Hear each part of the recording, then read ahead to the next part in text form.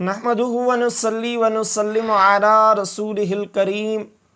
الصلاۃ والسلام علیک یا سیدی یا رسول اللہ وعلی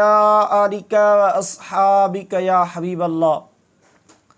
حضرات محترم، جیسا کہ چند دن پہلے عالم اسلام کی وہ عظیم روحانی شخصیت جس نے بچپن سے لے کر جوانی تک، جوانی سے لے کر بڑھاپے تک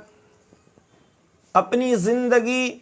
دین متین کی خدمت میں سر بسر کی، عالم اسلام کی وہ عظیم روحانی شخصیت جس نے ہزاروں غیر مسلموں کو کلمہ پڑھا کر دائرہ اسلام میں داخل فرمایا،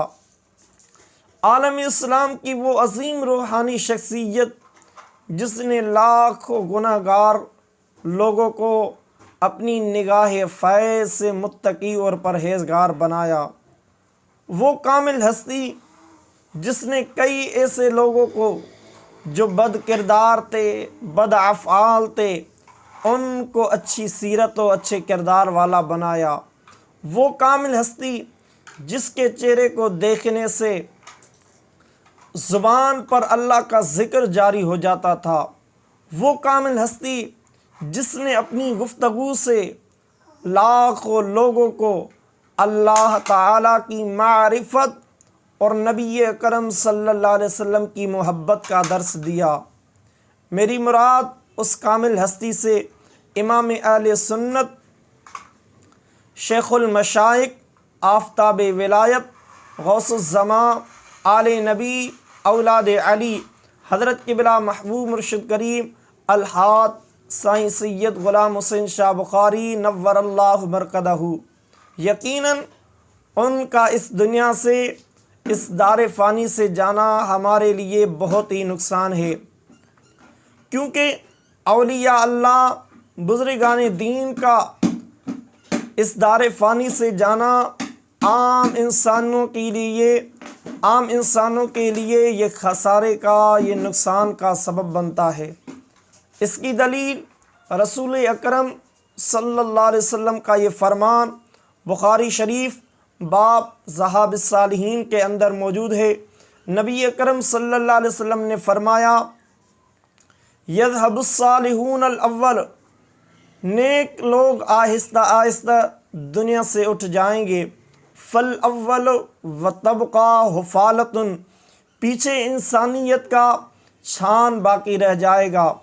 آگے نبی اکرم صلی اللہ علیہ وسلم نے بہت ہی اچھے طریقے سے مثال دے کر سمجھایا اور فرمایا، کحفالۃ الشعیر او التمر، نبی اکرم صلی اللہ علیہ وسلم نے فرمایا جس طرح جو کا چھان ہوتا ہے، اس چھان کو جو سے الگ کیا جاتا ہے، یا کھجوروں کا ڈھیر ہو، اس سے اچھی کھجوریں الگ کی جاتی ہے، ایسے ہی نبی اکرم صلی اللہ علیہ وسلم نے فرمایا نیک لوگ آہستہ آہستہ اس دنیا سے اٹھ جائیں گے، پیچھے انسانیت کا چھان باقی رہ جائے گا، اور فرمایا پھر کیا ہوگا، لا یبالیہم اللہ بالۃ، ایسے لوگ باقی رہ جائیں گے جن کا اللہ تعالیٰ کی دربار میں کوئی لحاظ نہیں رکھا جائے گا۔ اس سے پتہ چلا اولیاء اللہ اور بزرگان دین کا اس دار فانی سے جانا یہ عام لوگوں کے لیے نقصان اور خسارے کا سبب بنتا ہے۔